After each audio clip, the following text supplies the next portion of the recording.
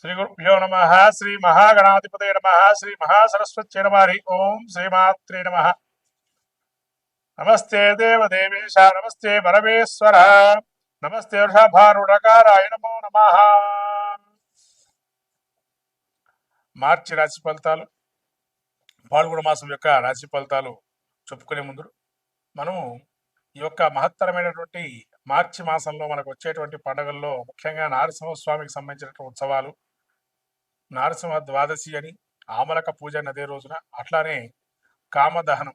ప్రత్యేకంగా మనకు సకలమైనటువంటి కీడులు, అంటే కీడు అనేది ఇక్కడ కాదు, ఇక్కడ కోరిక మనస్సులో ఏది సంచరించకుండా జన్మరాహిత్యం పొందటానికి ఏకైక రోజు కామదహనం. ప్రత్యేకంగా మనకు పురాణం చెప్పబడినటువంటి కామదహనం. కాబట్టి ఈ కామదహనంలో ఎవరికైతే ఇబ్బందులుగా జీవితంలో అనేక బాధలు పడుతున్నటువంటి వారు ఎవరైతే ఉన్నారో వాళ్ళందరూ కూడా ఈ కామదహనం రోజు ఆ యొక్క కోరికలన్నీ నశించిపోయి అన్ని రకాలైనటువంటి ఇబ్బందుల నుంచి బయటపడేయాలని సాక్షాత్తు ఆ పరమేశ్వరుడు యొక్క త్రినేత్ర ధారి అయి ఆ కాముడిని అంటే ఇక్కడ మన్మధుడిని దహింపజేసేటువంటి సంఘటన మనకు చోటు చేసుకోవటం, తద్వారా సమస్తమైన కోరికలు నశించిపోయి పరమాత్ముడి యొక్క సాన్నిధ్యం పొంది ఆ యొక్క కొత్త వసంతాల్ని, అదే వసంతోత్సవంగా చెప్పబడింది. ఇటువంటి వసంతోత్సవాన్ని మళ్ళీ కొత్త రంగులు పులుముకోవాలి జీవితంలో అని చెప్పి మనకు జీవితంలో ఈ పాల్గొన మాసంలో వచ్చేటువంటి మహాలక్ష్మి జయంతిగా ఉత్తర భారతంలో ప్రత్యేకమైనటువంటి ఈ యొక్క మనకు తెలుపబడింది. అట్లనే బృందావనంలో కృష్ణుడికి అనేక రకమైన గోపికలతో ఆ యొక్క తన యొక్క ప్రేమామృతాన్ని కురిపించినటువంటి, తద్వారా లోకమంతా ప్రకృతి సిద్ధమైనటువంటి ప్రకృతిలో మనం ఎట్లా ప్రేమత్వాన్ని చూపించాలి, ప్రేమతత్వాన్ని అని చెప్పి కృష్ణుడు బోధించేటువంటి వసంతోత్సవము. ఇటువంటి లీలా మానుష విగ్రహమైన శ్రీకృష్ణుని యొక్క విశేషమైనటువంటి గుణగానాలు స్థితించి భగవత్తు యొక్క లీలను తెలియజెప్పేదే ఈ కామదహనం. అట్లానే మనకు చివరగా ఇంకా ఈ యొక్క మాసంలో లక్ష్మీ సింహస్వామికి సంబంధించి ప్రత్యేకమైనటువంటి స్వయంభూ దేవత స్థలాల్లో అనేక ఉత్సవాలు జరపటం. అట్లానే మనకు మన రాష్ట్ర ముఖ్యంగా యాదగిరిగుట్టలో స్వర్ణ గోపుర విమానోత్సవాన్ని కుంభాభిషేకాన్ని చేయటం అటువంటి మహత్తరమైనటువంటి మాసంగా పరిగణింపబడుతుంది. కాబట్టి పాల్గొన మాసంలో ఆ నరసింహం యొక్క క్షేత్రాలు దర్శనం చేసుకొని ఆ నరసింహుడి యొక్క అనుగ్రహాన్ని పొందాలని ఈ యొక్క ఆ యొక్క పాల్గొన మాసంలో, అట్లానే త్రినేత్రధారి అయిన ఈశ్వరుడు యొక్క స్వరూపాన్ని, ఈశ్వర తత్వాన్ని గ్రహించడానికి, పరమాత్మ యొక్క స్వరూపాన్ని తెలుసుకోవడానికి ఆ యొక్క ఈశ్వర అంటే పుణ్యక్షేత్ర దర్శనం చేసుకోవటం.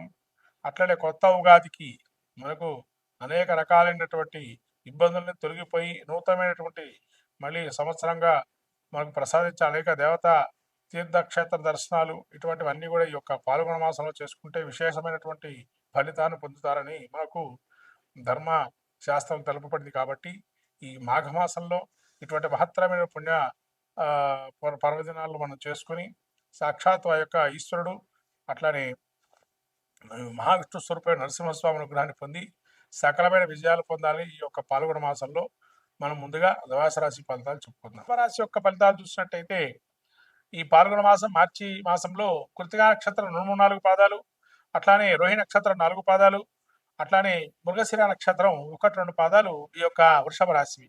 వృషభ రాశి యొక్క జన్మస్థానంలో గురువు సంచారము, అట్లానే ద్వితీయంలో కుజుడు సంచారము, పంచమంలో కేతు సంచారము, దశమంలో శనిరవుల సంచారం, ఏకాదశంలో శుక్రుడు, బుధుడు, రాహువు ఇటువంటి గ్రహాలు సంచరిస్తూ ఉన్నాయి. మరి వృషభ రాశికి జన్మస్థానంలో గురువు ఉండడం వల్ల అకారణమైనటువంటి కొన్ని కారణాలు లేకుండా మనస్పర్ధతలు ఏర్పడే అవకాశం ఉంటుంది. ఇంట్లో కూడా కొంత జీవిత భాగస్వామితో ఇబ్బందులు పడే అవకాశం ఉంటుంది. అట్లనే కుటుంబ కలహాలు ఉంటాయి. మీ వల్లే గొడవలు ప్రారంభమయ్యే మిమ్మల్ని మీ యొక్క భారాన్ని మోపే అవకాశం ఉంటుంది. మిమ్మల్ని కొంతమంది ధనాన్ని కూడా రుణంగా తీసుకునేటువంటి వారు కూడా ఇప్పుడు బకాయిలు వసూలు చేసుకుందాం వాళ్ళ దగ్గరికి వెళ్తే మా దగ్గర ఇప్పుడు లేవు, మేము మీరేం చేసుకుంటే చేసుకోండి అని ఒక పరిస్థితికి వస్తుంది. కాబట్టి జాగ్రత్తగా వాళ్ళతో ఎలా ధనం తీసుకోగలుగుతామో ప్రయత్నపూర్వకంగా చేయండి.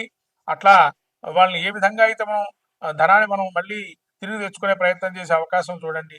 అట్లా ద్వితీయంలో కుజుడు ఉండటం వల్ల కుటుంబంలో కలహాలు కానీ లేతే జీవిత భాగస్వామితో కానీ కొన్ని చిన్న చిన్న మనస్పర్ధలు ఏర్పడి విపరీతమైన చర్యలు గోచరిస్తాయి. అట్లనే మీరు కన్నుకి సంబంధించిన ఇబ్బందులు కలిగే అవకాశం ఉంటుంది. తర్వాత కంటికి అధికమైన ఉష్ణోగ్రత కానీ, రక్తానికి సంబంధించినటువంటి వ్యవహారాలు కానీ, లేదా ఓవర్ వెయిట్ వల్ల కొంతవరకు నడకలో కానీ, పాదాలకు కానీ కొన్ని ఇబ్బందులు కలిగే అవకాశం ఉంటుంది. ముఖ్యంగా భుజాలకు సంబంధించినటువంటి ఇబ్బందులు కలిగే అవకాశం ఉంటుంది. జాగ్రత్తగా ఆరోగ్యాన్ని చూసుకోవటం మంచిది. అట్లానే ఈ యొక్క పంచమ స్థానంలో కేతు సంచారం వల్ల ఎక్కడైతే పేరు తెచ్చుకున్నారో అక్కడే మీకు ఆ పేరు కూడా ఉన్న పేరు కాస్త వెళ్ళిపోయే పరిస్థితి. మీరు ఒక్క చిన్న మాట అన్నా దాన్ని తీసుకొని వాళ్ళు వేలాడుతూ ఇగో అన్నారని చెప్పి చూపిస్తూ మిమ్మల్ని ఇబ్బంది పెడుతూ ఉంటారు. అది మిత్రువులైనా, అది శత్రువులైనా కావచ్చు. కాబట్టి కేతు పంచమ స్థానంలో ఉండటం వల్ల కొన్ని ఇబ్బందులు కలుగుతాయి. కానీ జ్ఞానాన్ని ఎంచుకోండి, జ్ఞాన మార్గంలో వెళ్ళండి, భక్తి భావంతో ముందుకెళ్ళండి, దైవాన్ని అనుకూలంగా కలుగుతాయి. అట్లానే ఈ యొక్క దశమ స్థానంలో శని, రవి సంచారం చేస్తున్నారు.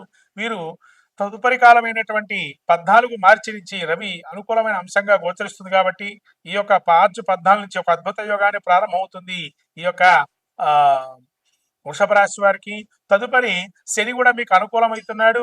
ఏకాదశంలో సంచారం దీర్ఘకాలికమైన సమస్యలు బాధపడుతున్న వారు దీర్ఘంగా ఆలోచిస్తున్న విషయాలకు కానీ ఒక పరిష్కార మార్గం ఎంచుకునే అవకాశం ఉంటుంది. తద్వారా మీకు జటిలమైన సమస్యలు ఏవైతే ఉన్నాయో ఆ సమస్యల నుంచి కూడా ఒక్కసారిగా బయటపడే అవకాశం ఈ మార్చి 14 తర్వాత ప్రారంభమవుతుంది అని చెప్పండి. ఎందుకంటే ప్రధానంగా దీర్ఘకాలిక గ్రహ సంచారమైనటువంటి శని మీకు 29 నుంచి మారుతున్న స్థితిని చూసినట్టయితే అద్భుతమైన ఫలితాలు గోచరిస్తున్నాయి. అట్లాగే రవి కూడా మీకు అనుకూలమైనటువంటి అంశంగా గోచరిస్తుంది. వివాహాది శుభ కార్యక్రమాలు చేసుకునేటువంటి వారు ఎవరైతే ఉన్నారో వాళ్ళకి శుభంగా యోగప్రదంగా ఉంటుంది. కాబట్టి వివాహాది శుభ కార్యక్రమాలు కూడా మీ యొక్క జన్మ జాతకంలో ఏవైనా దోషాలున్నా, అవయోగాలున్నా ఇదే కరెక్ట్ సమయంగా భావిస్తూ వాటికి గ్రహశాంతులు చేసుకొని తద్వారా వివాహ యోగాన్ని కూడా పొందొచ్చు.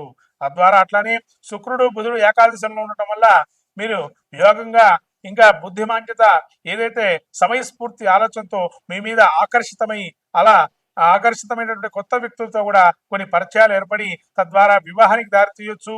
లేకపోతేనా ఇంకొక వ్యాపారాలకి మీరు ఒక దారిగా ఎంచుకునే అవకాశం ఉంటుంది. ఇంకా ఈ యొక్క రాహు కూడా ఏకాదశంలో ఉన్నాడు కాబట్టి రాహు మీకు యోగప్రదంగా ఉన్నాడు. విదేశీ సంబంధమైన వ్యవహారాలు మీరు ఇప్పటి నుంచి మొదలు పెట్టుకుంటే ఒక మంచిదైనటువంటి సూచన.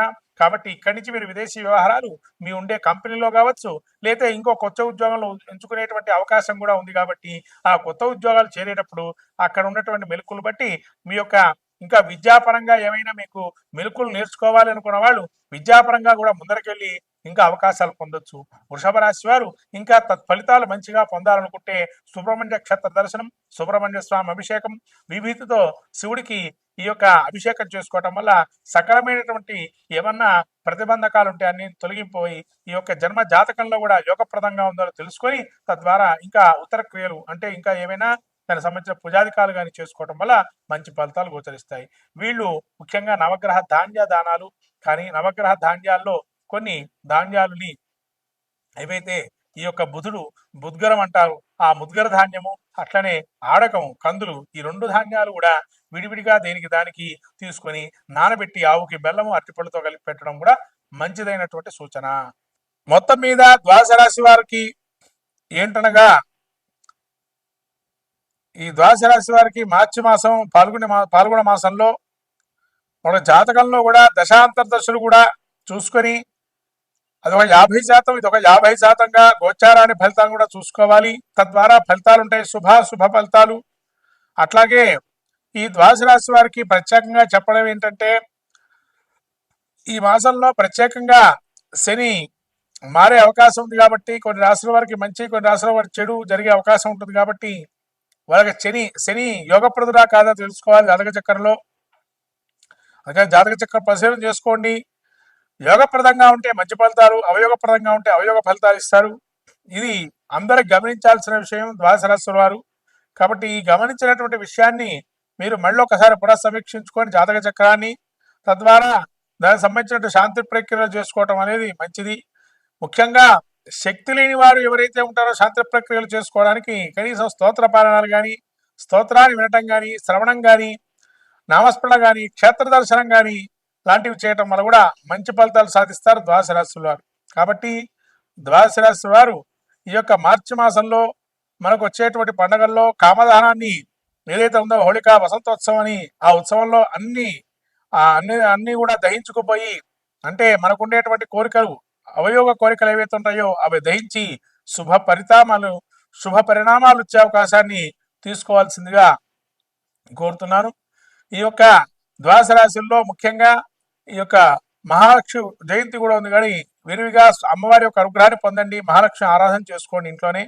ఆ అమ్మవారి అనుగ్రహం కలిగి మంచిగా కీర్తి ప్రతిష్టలు, యశకీర్తి లాభాలు ఉండాలని నూతనమైనటువంటి సంవత్సరాన్ని అడుగు పెడుతున్నాము. విశ్వావసునామ సంవత్సరంలో అందరూ కూడా సుభిక్షంగా సస్యశ్యామలంగా కోరుతూ నమస్కారం.